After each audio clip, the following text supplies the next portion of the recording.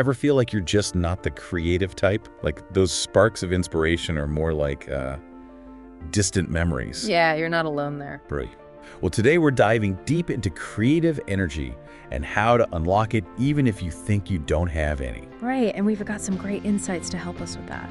We're tapping into the work of Bradley Charbonneau. It's Charbonneau, emphasis on that first syllable. Oh, his stuff is fascinating. He kind of flips the whole waiting for inspiration thing on his head. Oh, so no more hoping for that magical muse to strike. Not exactly. He's saying it's more about understanding, like, your own energy rhythms, Okay, so we ditch the muse and get a schedule instead. Well, it's not quite that simple, but he's saying we all have these natural ups and downs in our energy and our confidence.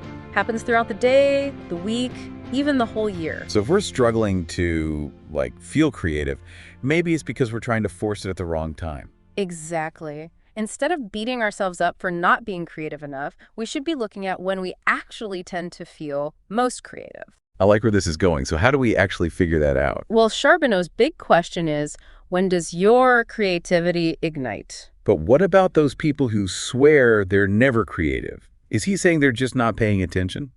He wouldn't say they're wrong, but he'd definitely encourage a different way of looking at it. Okay, so instead of saying, I'm not creative, we should be asking. Maybe something like, when do I feel the most energized, most focused? When do ideas come easily?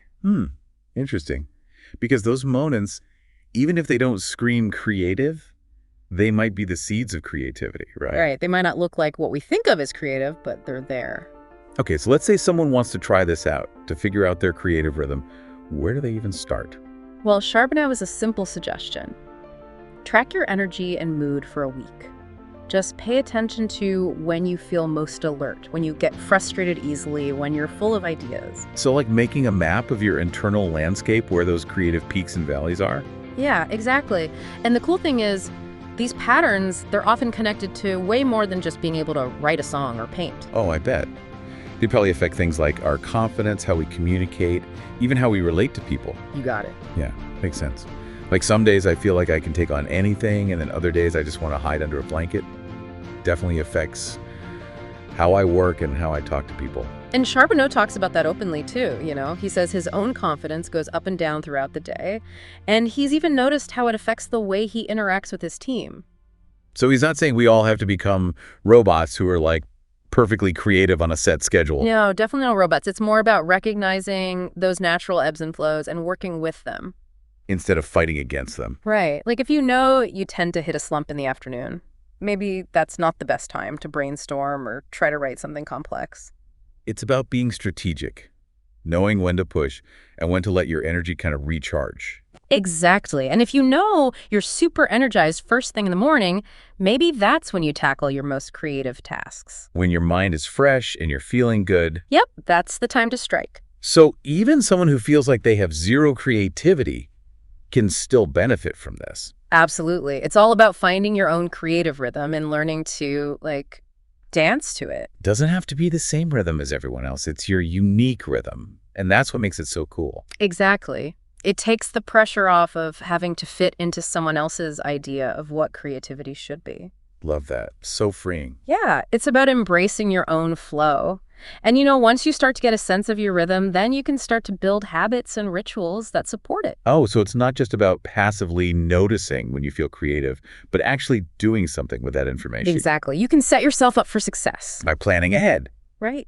Schedule those demanding tasks for your peak creative times and give yourself permission to just chill when your energy dips. I love it. This is starting to feel less like a creativity hack and more like a whole new way of living. I think that's a great way to put it. Like you're really tuning into your own energy and learning how to make it work for you. Yeah, and use it to fuel your creative fire. It's really cool. Charbonneau says we can actually kind of train our creative flow. Oh, really? Like build it up? Yeah, like a muscle. The more you use it, the stronger it gets. Interesting. So you're not just stuck with whatever your natural rhythm is. You can actually work on it. Exactly. Think about athletes training for a marathon. They don't just show up on race day and hope for the best. Right. They have a whole training schedule, right? Yeah. Helps them build endurance and perform their best. Exactly. So how do we apply that to, our creative lives? Good question. Charbonneau is a big believer in rituals and routines, having a set time for writing each morning, that kind of thing. Oh, So like making those non-negotiable appointments with your creativity. Yeah, exactly. And he actually has a specific day of the week when he records his videos, calls it Thursday Thunder. Thursday Thunder, love it. So it's about removing the decision-making, right? You're not waiting for inspiration. You're just showing up ready to create. Exactly. It takes the pressure off, you know. You don't have to wonder when you'll find the time. You've already made the time. I like that. Less mental clutter. And that consistency can really help you build momentum. Makes it easier to overcome those moments of self-doubt or when you just don't feel like it. Right. Because let's be honest, we all have those days. Yeah, totally. But if you've already committed to showing up at a certain time, it's easier to push through and get to work. Exactly. And the more you do it, the easier it becomes. Like those rituals become anchors, help you stay grounded. Even when things get hectic. Yeah. Okay, but what about the people who feel totally lost when it comes to creativity? Like, where do they even begin to find their rhythm? I think Charbonneau would say start small. Don't try to change everything overnight. Yeah, baby steps. Yeah, right. Just pick one small thing you enjoy doing. Could be journaling, drawing, whatever, and commit to doing it for just 15 minutes a day at a specific time. Makes sense. You're building that creative muscle slowly, just like you wouldn't run a marathon on your first day of training. Exactly. And be patient with yourself. It takes time to figure out your rhythm and build those habits. But it's worth it. It's not about being some creative superhero, right? No, definitely not. It's about finding your own energy and using it to live a more fulfilling life. And those people who feel the most stuck creatively, maybe they actually have the most to gain from this. You know, I think you're right. Because if you spent years thinking you're not creative, this can be like a huge shift. Like you're suddenly allowed to explore this whole other side of yourself. Exactly. And it can have a ripple effect on your whole life. You might find yourself feeling more energetic, more confident. More engaged in everything you do. Right. You're giving yourself permission to be who you really are. And that, I think, is what's so beautiful about understanding your creative energy. It's not just about writing a book or making art. It's about becoming more fully you. Exactly. And, you know, we were talking about how our energy changes throughout the day, but what about bigger cycles? Oh, you mean like seasonal changes? Yeah, like, are there certain times of year when we're just naturally more creative? Fascinating question. Charbonneau talks about that a bit. He says for him, spring and fall are times of high energy and creativity, while summer and winter he feels a bit more sluggish. So he's like a creative bear, hibernating in the winter and then coming out with all these fresh ideas in the spring. Yeah. But seriously, there is some research suggesting our bodies and minds do follow those seasonal cycles. Like seasonal affective disorder, right? Yeah. Some people have way less energy and motivation in the winter when there's less sunlight. Yeah, exactly. And even if we don't experience full-blown SAD, it's still good to pay attention to how we feel as the seasons change. So if someone always hits a creative wall in January, maybe they should go easy on themselves. Right. It might just be their natural rhythm. Instead of pushing to create, maybe that's a time for resting and recharging.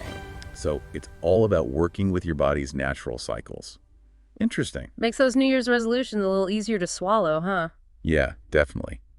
Instead of setting these rigid goals, maybe we should be more flexible and let ourselves ebb and flow. And that goes for our creative lives, too. Maybe January isn't the time to start a huge new project. Maybe it's a time for reflection, for gathering ideas. Letting those creative seeds kind of germinate underground until spring. Yeah, exactly. Giving ourselves permission to honor our own internal seasons. This is making me think about all those people who, like, always get down on themselves. Feeling negative, unproductive, that kind of thing. What if they're just trying to be all energetic and get stuff done at the wrong time of day? Oh, that's such a good point. Instead of thinking, ugh, I'm so lazy, what if you ask yourself, is this just a bad time for this particular thing? Right. Maybe those negative feelings are just a sign that your energy is naturally low right then. Exactly. And remember how Charbonneau talked about those confidence swings? He's super open about how his confidence changes throughout the day, even affects how he talks to people. Oh yeah, makes total sense. Some days I feel unstoppable, and other days it's like pulling teeth just to answer an email. Totally. We all have those ups and downs. But what if, instead of beating ourselves up for those low confidence times, we just accepted them? Like, okay, I'm feeling a bit blah right now. I'll tackle that big project later when I'm feeling more, on. Exactly. You're giving yourself permission to just be where you are, not forcing it. So much better than that constant pressure to be on all the time. So much better. Okay, so big picture. What does this all mean for our listeners? How do they actually start figuring out their own creative rhythms? Well, like we talked about earlier, Charbonneau suggests tracking your energy and mood for a week. Just noticing when you feel most alert, focused, all that. Right. When are you most energized? When are you confident? And when are you drained or kind of negative? It's like making a map of your energy, highlighting those creative hotspots. Exactly. And you might be surprised what you learn about yourself. Maybe you're a morning person, or maybe you come alive late at night. And once you have that awareness, you can build a life that actually supports those rhythms. Right. That's the idea. Schedule your toughest tasks for when you're at your peak. Give yourself permission to rest when your energy dips. And build in those rituals that help you connect with those high energy periods. Exactly. And even learn to be kinder to yourself during those low confidence moments. So it's not just about being super productive, it's about creating a life that actually feels good. Absolutely.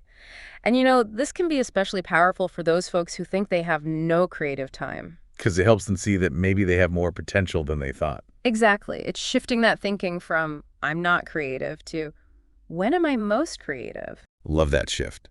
It reminds us that creativity isn't some special talent only some people have. It's an energy that flows through all of us. We can all tap into it. It's just about figuring out how. So instead of asking, why am I not more creative? We should be asking, when am I most creative? yeah. And how can I make the most of those times? Exactly. Such a great way to look at it. Well, this has been a fascinating deep dive into creative energy. Huge thanks to Bradley Charbonneau for sharing his insights, and to all of you for listening. Thanks for having me. Remember, it's not about forcing creativity. It's about understanding and harnessing your own unique rhythms. Go out there and create something amazing.